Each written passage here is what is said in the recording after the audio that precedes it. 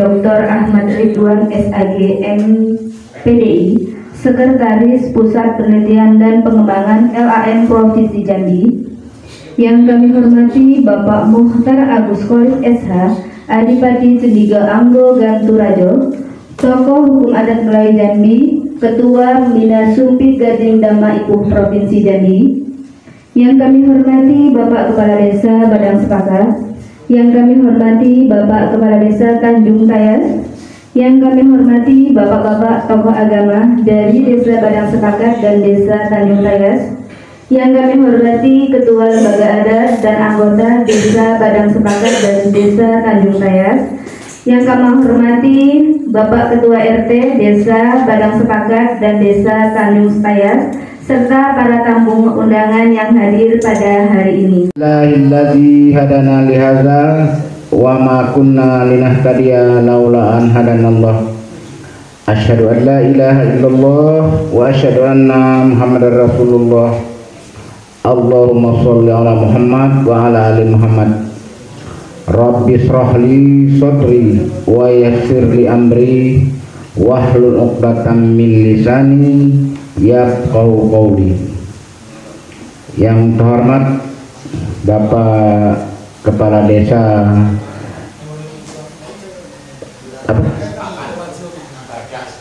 Badang Sepakat, kemudian Bapak Kepala Desa Tanjung Tayas,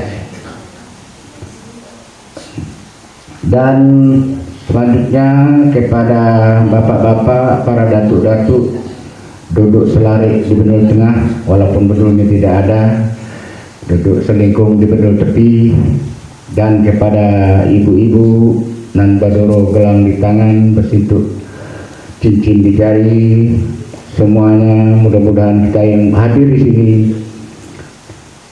dilindungi oleh Allah Subhanahu wa Ta'ala.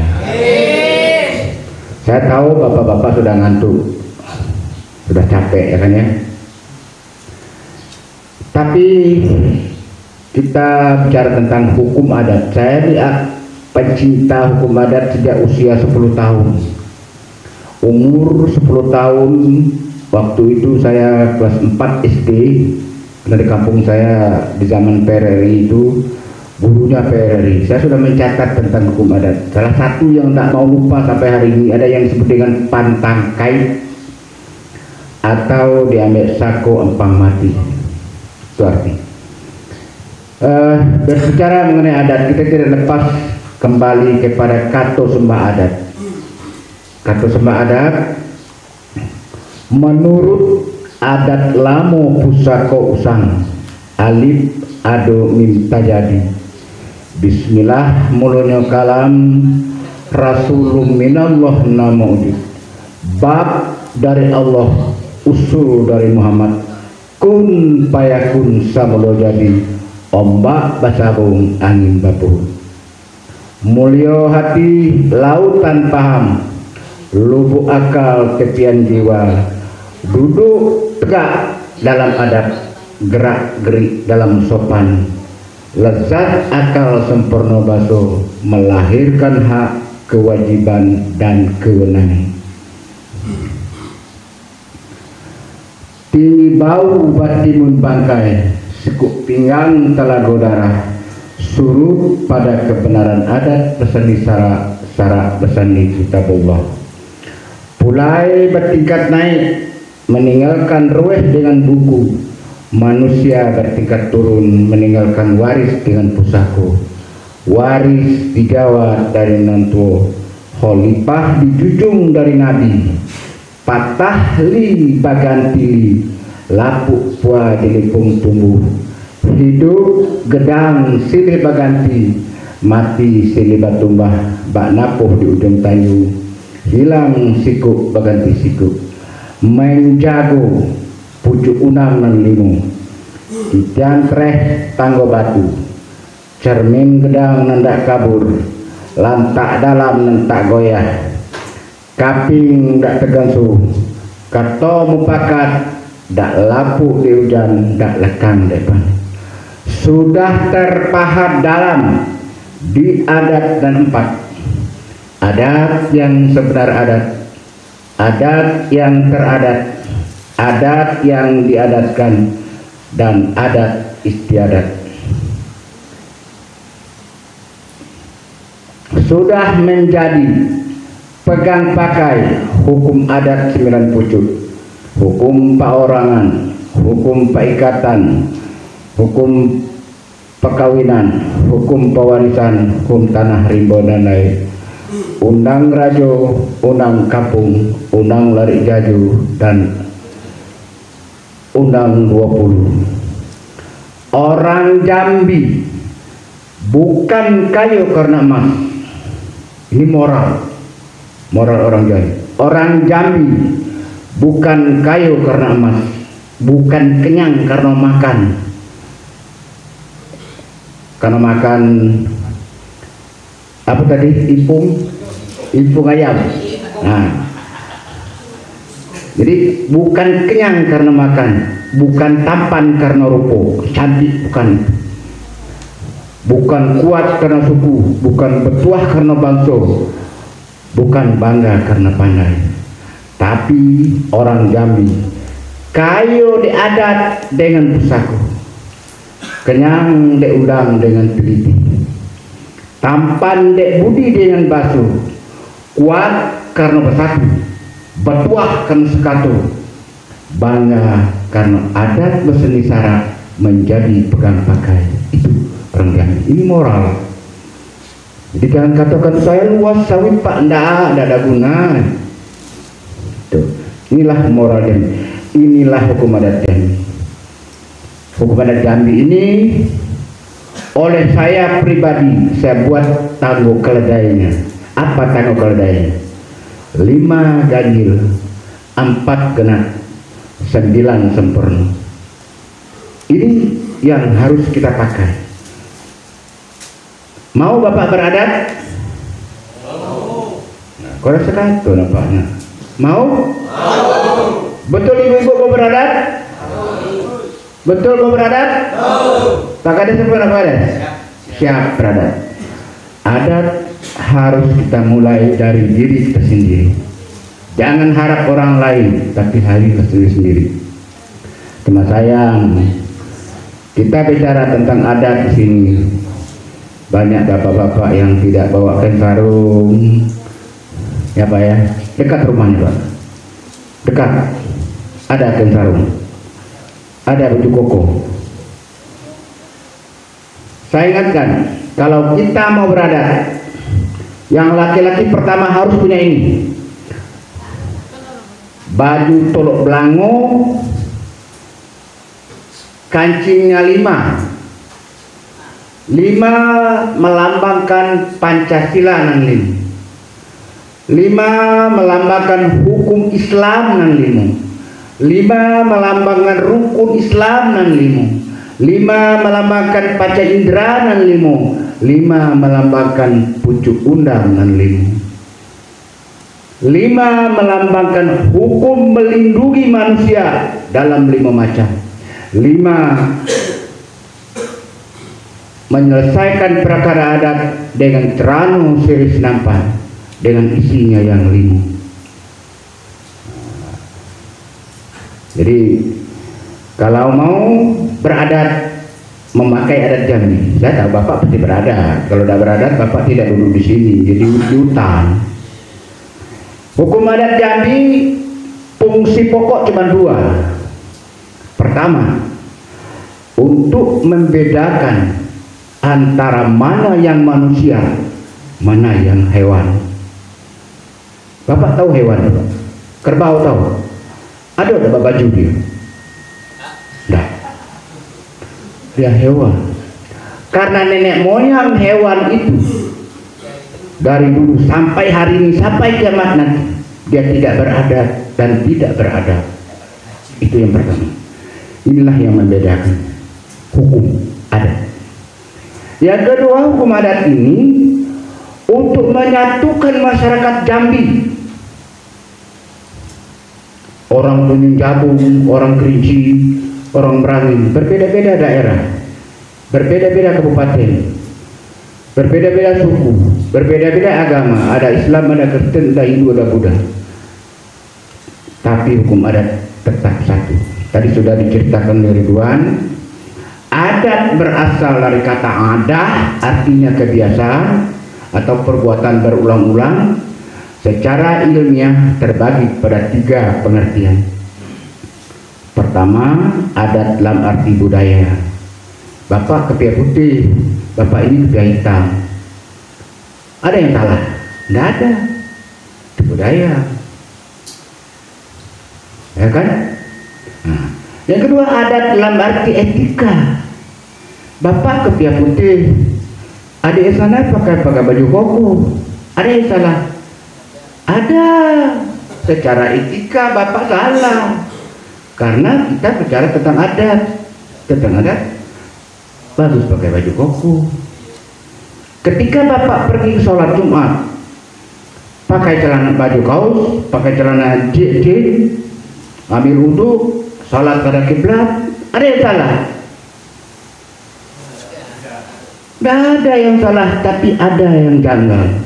Yang janggal itulah namanya etika. Apalagi kalau orang tua seperti saya, sholat Jumat, rambut disisir, pakai baju kaos mereknya krokodil, celana jeans, saya sholat Allahu Akbar. Apa bilang orang sebelah? Orang semua di masjid itu melihat kepada saya, Pak Mukhtar, umur 74 tahun, besok mencium tanah, kok sholat pakai celana jeans, baju kaos. Itu artinya apa? Setiap perbuatan yang dicela oleh masyarakat, artinya kita melanggar adat dalam etika. Ada hukumnya? Tidak ada. Jadi adat dalam arti budaya berbeda-beda di seluruh dunia, seluruh Jambi, seluruh kampung, seluruh kota. Adik kakak saja beda kok. Padahal lahir dari perut yang sama, berbeda, tapi budaya berbeda. Etika juga seperti itu. Kenapa kalau kita lewat tempat orang tua, maaf Pak, kalau orang Jawa, kalau nuwun Pak, apa itu? Kalau begini jawab berapa? Tidak ada yang salah, tapi etika salah. Benar ya? Ini keris. Orang Jawa kadang pakai keris di sini, di belakang. Betul kan? Kenapa tidak di sini? Pelakut orang Jawa. Tidak. Ini etika. Nah, adat lemah etika. Jadi kalau orang Jawa, saya ini bisa loroh dulu. Saya bilang sama kawan saya di Jawa, kamu orang Jawa bunuh orang aja minta maaf. Maaf ya, kamu cantika. Bukan kita dari keri jauh. Dia bilang. Kalau kamu itu seloroh. Tapi ini etika. Orang Jambi, keris taruh di pinggang, condong ke kidal. Keris kanti setio, bukan tokat, bukan peminan tuluk, tenai kebesaran tano, ba'adat kapusako, letak di pinggang, condong ke kidal, sisip bagai tanaman tebu. Nih, kalau tanam tebu dikisah maka cabut, cabut setitik pecinta darah sekeping ketinggian ini, walau selangkah tidak maju, setapak pantang suruh, biar terkubur tengah gelangan, pantang larang balik pulang. Nah, itu apa tuh? Etika. Paham ya? Nah, jadi beradat, kita balik kepada adat tadi. Nah, yang ketiga adat dalam arti hukum. Adat yang ketiga dalam arti hukum, Bapak, itu hukum adat itu satu. Jadi kalau ada orang Tanjung Jabung ini mengatakan, atau orang Kerinci mengatakan, atau orang kami adat kami lain, Bungo lain, Tebo lain, itu orang tidak ngerti hukum adat. Hukum adat itu dibuat oleh rajo, oleh presiden kepala negara. Kenapa gubernur Jambi masuk penjara? Orang Jambi tidak ikut buat hukum. Jakarta orang buat. Nah, arti hukum itu rajo ya, bukan daerah, bukan kabupaten. Hukum itu satu, berlaku untuk seluruh wilayah. Dulu Jambi ini adalah kerajaan. Ketika kita membuat provinsi, hukum adat yang dibuat oleh Raja Jambi di abad ke-15, ke-16, itulah yang kita pakai hari ini. Bapak ya, hukum adat itu lahir seperti jalan setapak di tengah rimba. Kalau ada yang tanya, kapan hukum adat lahir? Jawab. Menurut Pak Muhtar, hukum adat itu lahir seperti jalan setapak di tengah rimba. Baru dibentuk, dijadikan 5 privat, 6 publik di Bukit Siguntang. Rapat adat tanggal 2 Juli sampai 16 Juli 1502 Masehi. Itu. Nah, satu berlaku untuk seluruh wilayah Jambi. Nah, saya sekarang tadi masalah gelar sudah dibicarakan oleh Ridwan. Kalau kita mau beradat, pertama tadi sudah saya katakan harus ada punya baju koko. Yang kedua harus punya cerano siri senapan. Yang ketiga harus ada keris. Tidak bisa tidak. Kalau mau melaksanakan hukum adat Jambi, ini lambang orang Jambi, lambang Tanda Patuh namanya, lambang kekuatan, lambang kepahlawanan. Sedangkan carano siri senapan itu carano anggun gagak hinggap, tegak bagai tiung terbang, letik bagai elang menari, ritak rapak bagai bungung cubung, ribun bagai bungung keliki, bauki pepuncuk rebung, petatah awan berarak, selom menyelom, tegul paku, berisi sirih limo sekawan, sirih secapik ganti darah, pinang setengis ganti jantung, kapur sepalit ganti limpo, ganti benang, gambir seketak ganti limpo, tembakau seceput ganti ampedu. Lambang jiwa orang Jambi. Cerano yang tegak seperti itu adalah lambang badan, bukan tipak sirih. Tipak sirih itu lambang orang mati, tidak punya hak dan kewajiban, tapi cerano sirih. Kemudian isinya adalah lambang jiwa. Tidak ada hukum adat di Indonesia ini, Bapak.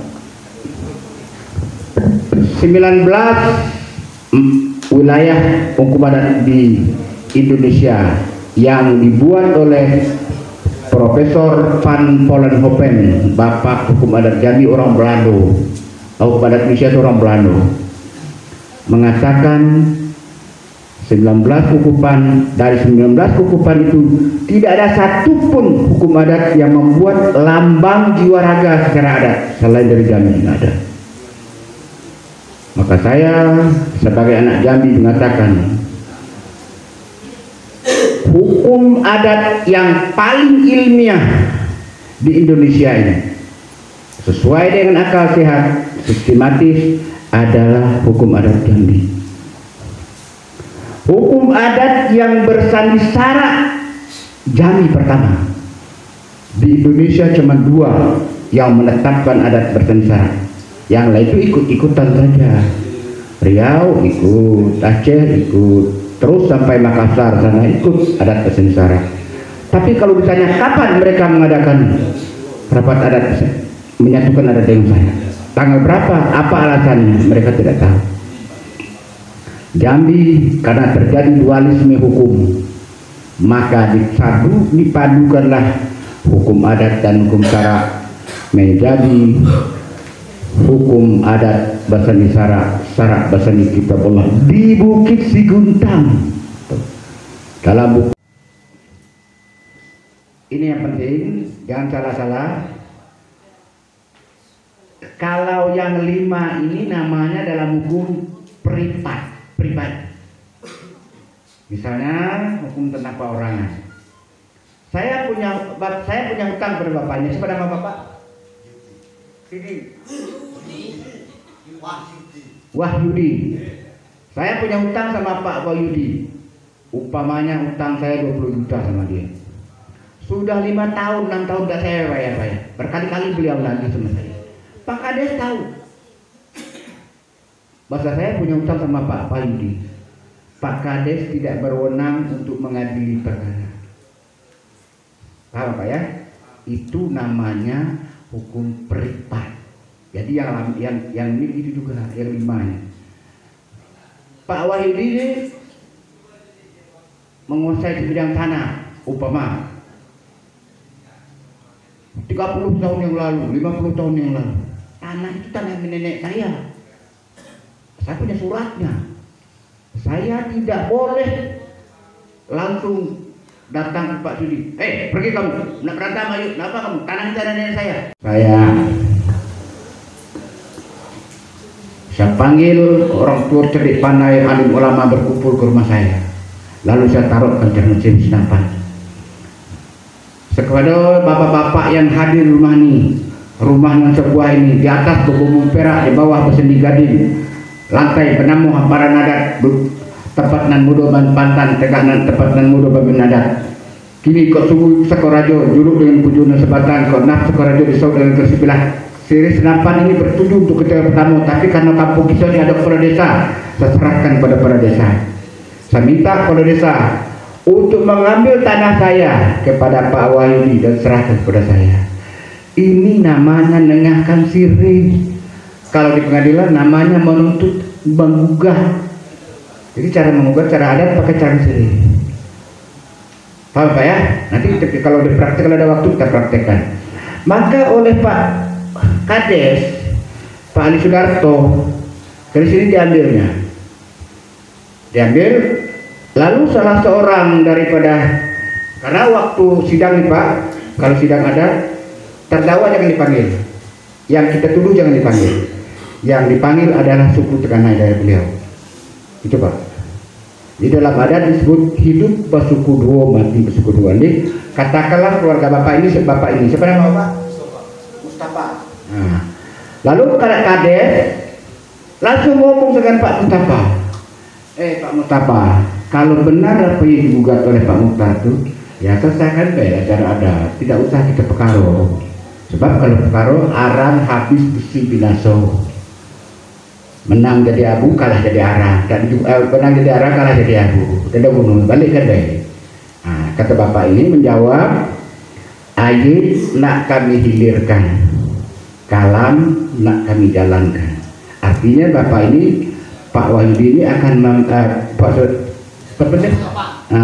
Mustafa ini mau memberitahu dengan bersangkutan. Keris ini dipegang oleh Pak Kades.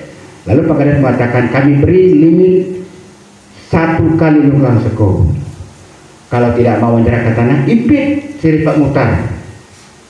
Kalau dia menyatakan dia benar, karena dalam adat diizinkan terhimpit boleh mencit, bertengger boleh berkuku. Artinya kalau kita benar, ya juga kebenaran kita. Maka bapak ini menyerah, membuat lagi seperti saya ini. Pengahkan lagi sirih, namanya nyimpit sirih. Mengahkan karena senapan, lalu manggil orang tua cerdik pandai dan memanggil suku-suku saya tadi duduk sana. Lalu mengatakan yang digugat Pak Mukhtar itu tidak benar. Tanah di tanah saya, sekarang saya punya, esok saya punya. Gitulah kira-kira singkatnya kan. Lalu diambil oleh Pak Kades seperti 2 keris tanda patuh dipegang Pak Kades. Cara adat ya. Pada waktu itu Pak Kades bilang, karena kita semuanya hadir di sini, ada suku Teganai dari Pak Wahyudi dan juga ada suku Teganai saya di situ. Lalu bilang, kalau begitu kita tetapkan hari H ini sidang ini. Kita sidang tanggal 1 Januari dan biayanya sekitar 5 juta untuk bayar makan minum misalnya. Maka biaya pertama itu diserah saya yang bayar. Yang menggugat pertama itu yang bayar perskot namanya. Tapi ingat, ketika jelas ada yang kalah, maka biaya perkara itu ditanggung yang kalah. Maka waktu sidang hari H nanti, lalu Pak Kades memimpin sidang, menjadi hakim ketua majelis, hakim anggota semua orang sekampung, tapi syarat bergelar. Paham tuh Pak? Ada gelar ya usaha lawan, kecil, budak tuh. Itu. Kalau budak kenapa? Karena ini dia hakim adat gitu. Nah, bapak-bapak, ibu boleh kasih gelar ibu-ibu. Saya bilang mesti gelar perempuan di Jambi. Kalau ada ibu-ibu yang cakap rasanya bisa diajak berunding, kasih gelar dulu. Duduk jadi hakim adat. Itu susahnya. Orang negara saja banyak wanita jadi hakim. Kenapa kita orang Jambi aja kok diskriminatif? Kan itu Pak ya? Nah, boleh, tapi kasih gelar. Ada yang di Jambi, anak bapak itu gelarnya Pak Anggun. Nah, Putri Anggun Jelita kasih gelar. Ada lagi Rampak Kemang di dalam Kemang Setangga itu gelar gitu. Itu sesuai dengan keadaan Pak. Kenapa susah aja kita? Tak ada yang susah. Berarti kita tidak ngerti. Susah. Itu. Gelar itu kan sudah diterang kepada dua. Jadi ada 5 macam. Pertama gelar keturunan. Yang kedua gelar tanda gedang. Gelar keturunan, gelar tanda gedang itu apa susahnya? Kalau gelar jabatan, Pak Kades, gelar Kades itu ada di atas. Tuh. Gelar Rajo dari istana kerajaan. Di Jawa sana Sabta Prabu namanya. Orang yang memberikan gelar kepada Rajo. Dari 7 lingkungan yang memberikan gelar kepada Hamengkubuwono ke-10. Sabta Prabu. Kalau di Jambi ini pihak istana, pihak kerajaan memberikan gelar, kamu menggelar menjadi raja, gelar kamu orang kaya hitam. Dia namanya saya Muhammad Kamil, tapi gelar raja orang kaya hitam kamu orang kayo. Kemarin pada kamu hitam, tidak putih seperti bapak ini hitam. Nah, dibuat gelar itu bapak. Pernah dia jadi raja. Nah, jadi disidangkan itu. Nah, jadi ingat, yang membayar biaya perkara adalah orang yang kalah. Tetapi karena perkara ini belum tentu yang kalah dan menang, maka dibebankan kepada penggugat untuk minum makan sirih pinang dan rokok para sidang adat. Paham Bapak? Ada 2 keris tanda patung. Pertama dari Pak Muhtar, 2 dari Bapak Anu nih. Bisa? Kata Pak Kades. Nah sekarang diminta kepada hakim-hakim yang hadir nih, berjalan jangan melintang tapak, berkata jangan mengulung lidah. Kajilah kesedinin, baca sampai ke mengpadu. Beri kebenaran tentang keadilan kepada orang Baduy. Tapi sebelum itu disumpah dulu Pak. Bapak Kades bersama hakim adat yang ada disumpah dulu. Wallahi, tallahi, billahi, saya bersumpah saya akan menegakkan keadilan dan kebenaran dalam perkara ini sesuai dengan ilmu saya. Bila saya tidak menegakkan keadilan, maka angin, air yang saya minum menjadi racun yang mematikan saya karena makan disertai azab Allah. Cukup itu saja. Selesai. Nah, bersidanglah. Nah, ternyata waktu sidang tadi kalah Pak Wahyudi ini. Bapak Anu ya Pak Wahyudi ya, kalah Pak Wahyudi. Nah, kalau Pak Wahyudi kalah, artinya namanya keris meletus ke ujung. Tanah balikkan kepada saya, Bapak Yahudi ini dihukum beras 20 kambing 1 ekor, kecil bebatu gedang babukal, baiko berkepala kena memeh 5 meh dan bayar denda adat. Bayar waktu biaya sidang perkara 5 juta rupiah. Begitu. Atau saya yang kalah, disebut dalam adat keris meletus ke pangkal. Saya yang kalah.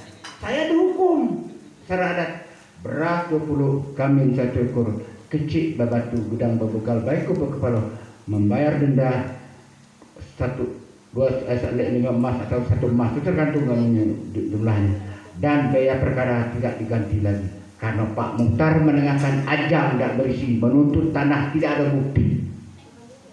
Kuat kerbau karena tali, kuat perkara karena alat bukti. Alat bukti tidak ada. Paham ya? Nah, kira-kira gitu Pak ya. Ini perkara tanah. Begitu juga pembunuhan Bapak. Ada orang bunuh orang. Biasanya kalau di Jambi ini Pak, kalau pembunuhan itu yang tadi itu Pak, namanya sidang adat Cupak Tanudu. Karena dua keris tanda patuh yang dipegang oleh kades. Ada kasus lain, kasus pidana dari perdata. Ingat Bapak, kasus perdata ketika dinyatakan kalah, dibayar hukum. Mereka tidak mau bayar, ya Pak ya. Mereka tidak mau menyerahkan tanah, tidak mau. Pak Win itu umpamanya. Maka diberi limit kepada Pak Wahyudi, kepada yang kalah tadi oleh adat. Berapa limit terserah. Limitnya itu 1 kali sempit seko, 1 kali lungkang seko, 1 kali lapang seko, 1 kali 1 kali 2 kali lungkang seko. 4 macam. Sempit seko artinya 3 hari dalam adat. Lapang seko artinya 7 hari. Lungkang seko artinya 14 hari. 2 kali lungkang seko sama dengan 28 hari. Tidak ada orang lain yang tahu Pak. Di dunia Jambi ini cuma saya yang mengembangkan itu. Nah, kalau sampai 28 hari tidak menyerahkan, tidak mengajukan gugatan ke pengadilan negeri, berarti dianggap orang tidak patuh kepada adat. Maka bersidanglah kades balik, memanggil kepada, dijatuhkan kepada orang yang pelanggar hukum tadi, tidak patuh tadi, hukum palalo namanya. Bainduk kepada, diusir dari negeri Pak. Bainduk kepada gajah, bapak kepada harimau, ayam kepada kuau, kambing kepada kijang. Dia pesta tidak boleh dihadiri, dia sakit tidak boleh dibesuk, dia mati hanya pardu kepaya saja. Kalau dia pejabat, itu yang seperti bilang Ridwan tadi, gadingnya dipiu, tanduknya dicabut, giginya ditanggal, belangnya dikikis, abunya dijentik, jatuh di pemanjat, anyut di pernang, gelar dicanang, jabatan dipangku, dipecat, dipaslah. Kalau dia pejabat, nah itu.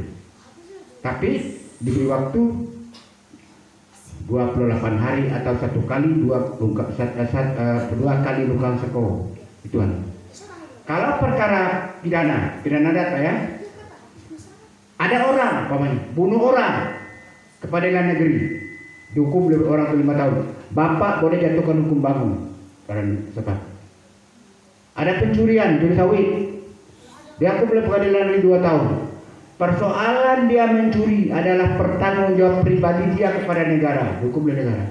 Tapi hilangnya harta sawit orang, ributnya orang di kampung, cekaknya orang karena itu, tanggung jawab masyarakat, belum dibayarnya, sidang oleh adat. Pak Bapak, jangan Bapak bilang kalau ada orang yang wah itu kan satu kali sama dengan kerbau, 1 kerbau 2 sebelahnya, tidak. Negara mengaku itu. Pertama saya mengatakan. Yang kedua, pasal 1365 BW atau hukum perdata itu mengaturnya. Boleh. Jadi jangan takut. Nah, itu sekadar pembukaannya. Nah, kemudian kita kembali kepada ini Bapak. Undang 20. Undang 20 itu yang ada di tangan Bapak. Undang 20 itu KUHPA, Kitab Undang Hukum Pidana Adat. Kalau negara kita ini punya KUHP yang menjaganya polisi, kejaksaan, dan pengadilan. Kalau KUHPA yang menjaganya Dubalan berempat, Gedang bertujuh, dan pemangku adat sebagai hakim adat, Badan Peradilan Perdamaian Desa. Itu Bapak. Boleh saya nak tanya terkait Adat dijaga oleh Dubalan berempat dan hakim atau katakanlah kades gitu sebagai hakim ketua sidang peradilan adat. Nah, itu anu. Nah, mari saya mulai dengan Undang 20. Pasal 1. Bapak lihat. Pasal 1 itu mengatur 3 gitu. 3 masalah. 1, tikam bunuh. Yang dikatakan tikam dalam itu bukan berarti menikam orang dengan keris, bukan gitu. Yang disebut tikam dalam adat adalah penganiayaan, mishandling bahasa Belanda. Di bahasa di pengadilan itu mishandling. Kalau Bapak pergi ke pengadilan, apa itu mishandling atau penganiayaan? Seperti. Jadi apa saja bentuk penganiayaan itu namanya tikam dalam adat. Nah, tikam itu ada 3 akibatnya. Pertama, tikam mati orang. Yang kedua, tikam orang tidak mati, luka baik. Yang ketiga, tikam mengakibatkan balu di badan. Dalam pasal 1 tidak ada hukumannya. Dia ada kaitan dengan pasal 11, pasal 12, pasal 13. Nah, jadi kalau orang membunuh orang, Bapak, ada anak-anak berkelahi, lalu tikamnya kawan mati. Nah, lalu kita bersidang, kita katakan anak ini melanggar pasal 1 ayat 1 Yunto pasal 11 ayat 2. Karena di ayat 2 itu namanya bangun sudah. Ini Pak ya, memang kalau saya terang satu persatu lama waktunya, tapi saya singkat saja. Hukum bangun Bapak, hukum bangun itu orang Jambi ini salah dari ujung Jabung sampai Kerinci salah. Saya yang mengatakan salah. Saya mantan ketua pengadilan negeri mengatakan salah itu kamu. Orang membunuh orang itu cuma satu hukumannya. Tidak ada perbedaan membunuh dengan sengaja dan tidak sengaja. Beda lah Pak. Nah, itu. Beda. Stop di situ Pak.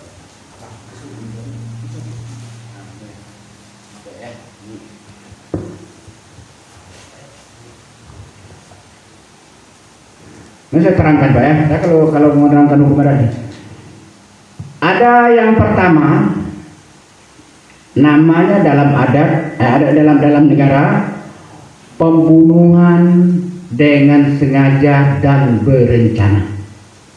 Misalnya Pak kasus Sambo Jakarta, ya kan? Itu pembunuhan sengaja dan berencana. Atau kita buatlah di sini ada A ingin membunuh B karena dendam kenapa, lagi asalnya pisau diintainya, harus ketemu di tikamnya. Itu namanya pembunuhan dengan sengaja dan berencana. Mayatnya disimpannya lagi atau dibuang ke kali atau ke sungai. Pembunuhan berencana. Di pengadilan melanggar pasal 340 KUHP, ancamannya hukuman mati. Ya Pak ya, paham? Atau ada orang satu kali perbuatan tapi mati lebih dari 1 orang. Nah, misalnya A laki-laki pacaran dengan dengan B perempuan. Ini punya anak gadis, hati-hati Bu ya. Nah, lalu B oleh ibunya tidak suka dengan A ini. Lalu disuruh kawin dengan C. C orang kaya, pejabat lagi, bawa mobil mewah. Yang satu tadi motor butut aja tidak punya dia. Nah, dikawin dengan itu. Kawin dengan C. Ketika C kawin dengan B, dia akan pesta karena dia orang kaya, orangnya ribuan. A sakit hati, dicarinya granat, dapat granat, orang sedang joget-joget, dalam itu sedang sawer-saweran, lemparnya granat, mati 300 orang. Yang pesta. Pertanyaan dari hukum adat, berapa potong kerbau? Kalau Bapak hakimnya, berapa ekor potong kerbau? 300 ya mati. Kalau kita katakan membunuh orang tuh, setiap hukum bangun kerbau 1 ekor beras 100 gantang. Potong kerbau 300 saja desa Tanjung Tayak, desa Badang tidak kuat, tidak mampu. Jangan makan, potongnya banyak dan kuat. Hukum adat tidak mengatur seperti itu. Hukum adat mengatur kerbau tetap 1 dipotong, beras 100 gantang. Karena ini kerbau dan beras ini untuk Pak Kades mengumpulkan orang banyak. Orang yang marah, orang yang sakit hati, orang yang dendam, orang yang sedih, kumpulkan satu tempat. Mari kita duduk bersama, makan bersama. Itu pun kerbau. Ada denda adatnya. kecil babatu gedang babungkal, Bapak tahu sana tadi. Ditendo dengan emas setinggi-tingginya 960 emas. Kalau kita gramkan 2 kilo 400 gram, 2400 gram. Kalau 200.400 gram, kecil babatu di situ disebut. Kecil babatu itu 10%. 10% itu untuk Pak Kades dengan hakim-hakim adat. Bagilah. Berapa persen? Masa jadi hakim adat kok duduk aja capek dari malam sampai orang ciplok dengan kita. Tidak dapat apa-apa. Itulah honornya, itulah halal.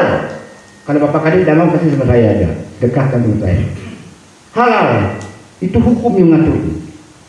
Saya di pengadilan tidak dapat gaji saya. Saya jadi hakim pengawas dapat honor tiap bulan 3 juta 4 juta dari negara. Halal. Itu tugas saya kok. Nah, itu kan. Waktu jadi hakim saya dapat uang 26 juta per bulan, halal. Walaupun saya duduk saja, duduk manis, pada sidang seminggu sekali, halal. Nah, begitu juga bapak-bapak yang terima uang yang disebut dalam adat kecil babatu, baiku. Ah, itu 10% milik Kades dan hakim adat yang bersidang. Gedang babungkal, baku palo, dalam adat dan disebut tuh kecil babatu, gedang babungkal, baiku, baku palo. Nah, kepalo dan gedangnya itu namanya 90%. Itu untuk korban, untuk janda yang tinggal, anaknya yang yatim. Itu Bapak. Nah, itu namanya bangun tengah tigo dalam adat. Jadi pembunuhan berencana dalam adat namanya bangun tengah tigo. Ada yang kedua lagi. Ada pembunuhan dengan sengaja, melanggar pasal 38 KUHP. Ada orang berkelahi, tusuk kawan mati. Dalam adat disebut dengan bangun sudah. Kenapa bangun sudah? Karena apa yang diniatkannya bunuh orang sudah. Dia membunuh si A yang dibunuhnya, B dari dibunuhnya, C dari berapa dekat ke situ, dari bunuhnya. Nah, berarti bangun sudah. Dondonya beras 100 kerbau 1 ekor. Kecil babatu dan babungkal didenda dengan emas 1 kati 1 tail sepau kalau salah saya lupa saya. Nanti yang kedua. Yang ketiga, ada lagi namanya pembunuhan karena terpaksa. Ada orang masuk ke rumah Bapak. Dia tidak membunuh Bapak, tidak. Dia nak ambil harta, nak ambil TV. Tapi Bapak melawan. Bunuhnya. Nah, dia membunuh Bapak yang punya rumah. Itu namanya dalam adat disebut dengan bangun sadu amat. Di pengadilan negeri dinamakan pembunuhan dengan terpaksa, melanggar pasal 365 ayat 3 KUHP, ancamannya 12 tahun penjara. Itu Bapak. Nah, yang keempat, ada namanya bangun subhat amat. Kalau di pengadilan melanggar pasal 359 KUHP, pembunuhan dengan tidak sengaja. Bapak punya rumah panggung tinggi, ada kayu di rumah, tidak ada gunung, dibuang ke belakang. Ada orang lewat, mati. Anak-anak pokoknya lewat yang main, mati. Ada bapak ke pasar bawa kotor, kan dah ada rencana nak bunuh orang. Kata ibu, Pak, minyak dah ada betul. Mungkin minta tolong beli ibu. Berangkat ada bapak ke pasar mau beli minyak. Mujur tak dapat raih, malam tak dapat ditolak, tak pernah orang mati. Nah, ini namanya pembunuhan dengan tidak sengaja. Maka dalam adat disebut dengan bangun subhat amat. Beras 100 kerbau 1 ekor. Kecil babatu gedang, dendonya turun lagi. Ada situ ada. Gitu Pak ya. Kalau di pengadilan diancam dengan pasal 359 KUHP, ancaman cuma 5 tahun penjara. Gitu. Yang kelima, ada lagi pembunuhan, percobaan pembunuhan. Bapak ini mau membunuh saya, ditikam dengan keris. Ternyata saya kebal dan mempan. Bapak ini kena bangun mayu. Dalam adat disebut dengan mamun mayu. Pembunuhannya tak sampai. Kalau di pengadilan melanggar pasal 338 KUHP untuk pasal 53. Melakukan percobaan pembunuhan, ancamannya 9 tahun penjara. Gitu Bapak. Nah, ada yang keenam, ini tidak diatur dalam KUHP, tapi di adat ada. Kalau Bapak punya rumah, punya kerbau, Bapak pelihara kerbau, tanduknya orang mati, Bapak kena bangun. Namanya bangun subhat amat. Bangun khotam. Atau Bapak punya anjing, ikat ke rumah, lepas, gigitnya orang mati. Kenapa ada bunuh orang? Niat membunuh orang tidak, perbuatan bunuh orang tidak, tapi karena kerbahak milik Bapak. Atau Bapak punya pohon kelapa, nanti ini pinggir jalan. Apalagi kalau kades sudah memperingatkan, ini siapa punya nih? Ini ada bahaya nih. Iyalah Pak, ya Pak kok. Datang lagi, orang lewat, timpanya orang mati, bangun. Namanya bangun khotam. Tapi ingat, kerbau bangun atau kambing pampas tidak ada ukurannya. Tidak boleh kita, kerbau harus tanduknya segini, badannya sekian berat. Tidak boleh. Ukuran dalam adat, layak makan bumbu, alur makan patut. Itu layak orang di sini yang memakan kerbau umur 6 bulan boleh.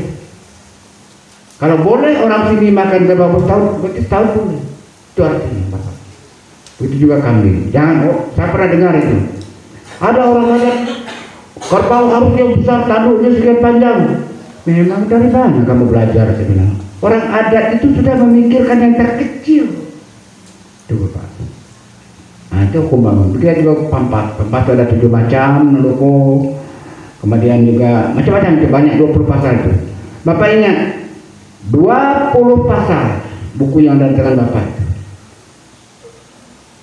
lebih luas dari KUHP yang ada sekarang ini, yang jumlah pasalnya 569 pasal. Lebih luas itu. Kenapa? Karena hukum adat itu sifatnya elastis.